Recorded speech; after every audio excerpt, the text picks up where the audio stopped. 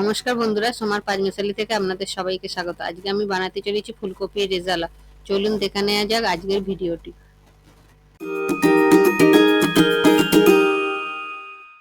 বন্ধুরা, কড়াটা গরম হয়ে গেছে। আমি এবার কড়াতে গরম জল,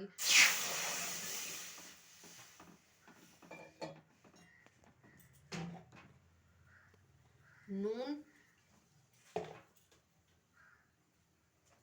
আর হলুদ দিয়ে ফুলকপিটা একটু হালকা সেদ্ধ করে নেব।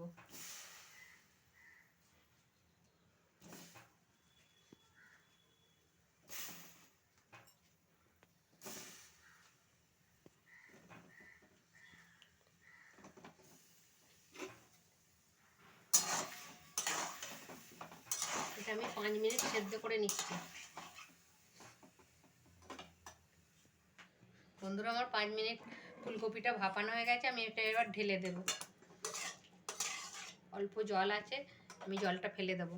কড়াটা গরম হয়ে গেছে। আমি এবার তেল দিয়ে দিচ্ছি, সাদা তেল দিয়ে ফুলকপিগুলো ভেজে নেব।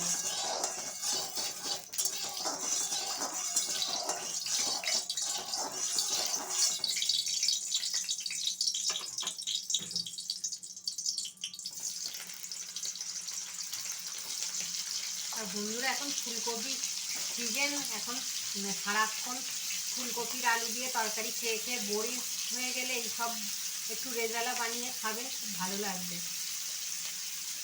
আমি আপনাদের রেজালা বানিয়েই দেখাবো। সবসময় আলু দিয়ে তরকারিটা তো ভালোও লাগে না ফুলকপির। আর এটা এখন প্রচণ্ড ঠান্ডাও পড়েছে, আর এই রেসিপিটা তাড়াতাড়ি হয়েও যায়। ফুলকপিটা আমার লাল লাল করে ভাজা হয়ে গেছে। আমি এবার ফুলকপিটা তুলে নেব।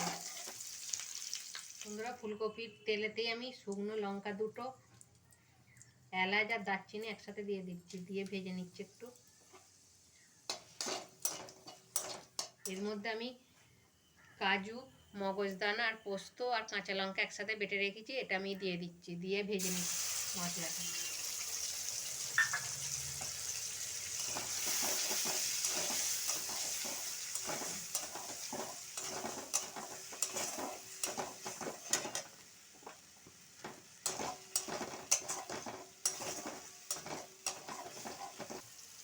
এটা ভাজা হয়ে গেছে। আমি এবার আদা বাটা দিয়ে দিলাম একটু,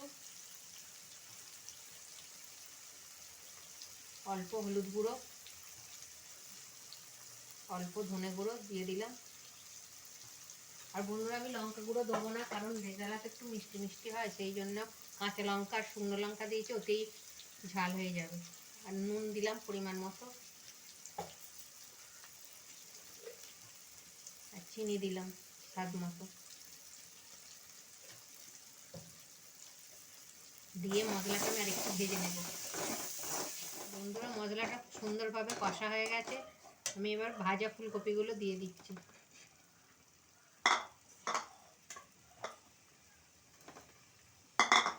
দিয়ে একটু কষে নেব।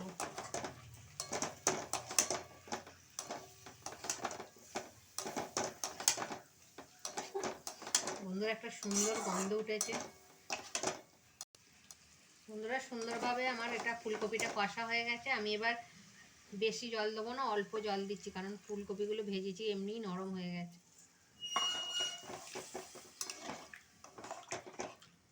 দিয়ে হালকা একটু ফুটিয়ে নেব।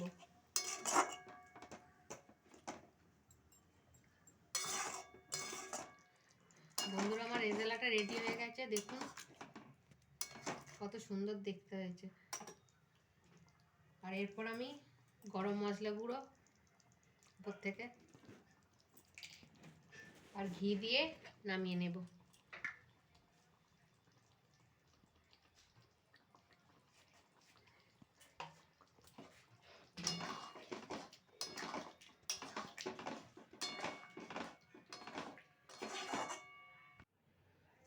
বন্ধুরা, আমার ফুলকপি রেজালা রেডি হয়ে গেছে। আপনারা এরকম রুটি বা পরোটায় বানিয়ে খাবেন, খুব ভালো লাগবে। আর ভিডিওটা ভালো লাগলে লাইক শেয়ার করে দেবেন। আর ভিডিওটা কেমন হলো কমেন্টে অবশ্যই লিখে জানাবেন। আর যারা ফেসবুক থেকে দেখছেন তারা পেজটিকে ফলো করে দেবেন। আর যারা ইউটিউব থেকে দেখছেন তারা চ্যানেলটাকে সাবস্ক্রাইব করে দেবেন। আজকের ভিডিওটা এই পর্যন্ত। সবাই সুস্থ থাকবেন, ভালো থাকবেন।